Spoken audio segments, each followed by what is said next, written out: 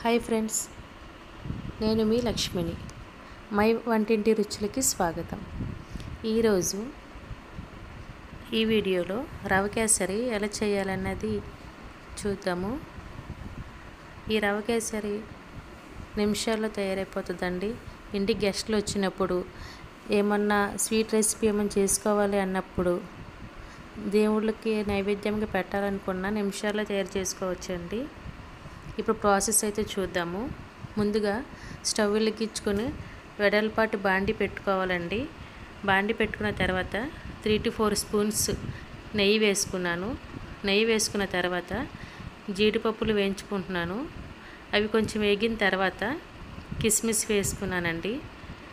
జీడిపప్పులతో పాటు కిస్మిస్ వేసుకుంటే అవి వెంటనే వేగుతాయి కాబట్టి మాడిపోయే ఛాన్స్ అయితే ఉంటుందండి. కిస్మిస్ కూడా వేగిన తర్వాత పక్కకు తీసుకున్నాను. అదే నెయ్యిలో టీ గ్లాసు నేను రవ్వ తీసుకుంటున్నాను. ఈ రవ్వ సిమ్లో పెట్టుకొని వేయించుకోవాలండి.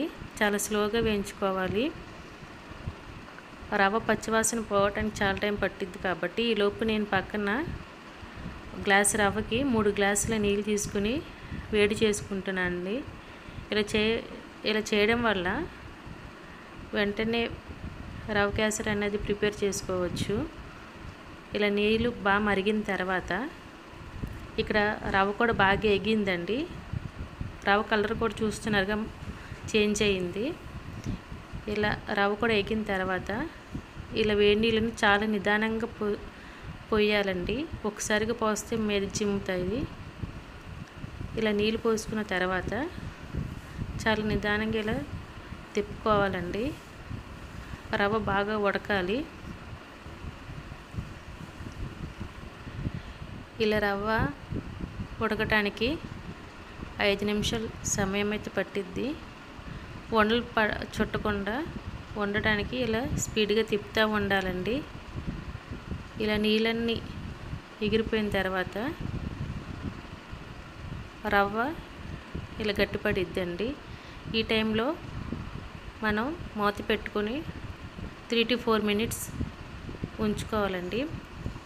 3 to 4 మినిట్స్ అయిన తర్వాత ప్లేట్ తీసేసి చూస్తే రవ్వ బాగా ఉడికిపోతుందండి. ఎందుకంటే ఆల్రెడీ మనం నేతిలో ఎంచుకున్నాం కాబట్టి రవ్వ వెంటనే ఉడికిద్ది. రవ్వ ఉడికిన తర్వాత ఏ గ్లాస్తో అయితే రవ్వ తీసుకున్నామో అదే గ్లాస్తో గ్లాసున్నర పంచదార అయితే తీసుకోవాలండి. గ్లాసున్నర అన్నది కరెక్ట్ రేషియో అండి రవ కేసరికి. ఇలా గ్లాసున్నర పంచదార తీసుకున్న తర్వాత బాగా కలపాలండి. పంచదార కరుగుతున్న కొద్దీ రవ్వ కూడా లూజ్ అయిద్దండి.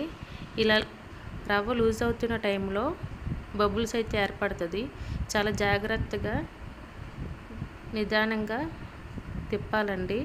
ఆ బబుల్స్ పోయేదాకా అయితే బాగా తిప్పుతూ ఉండాలి. ఆ బబుల్స్ పోయిన తర్వాత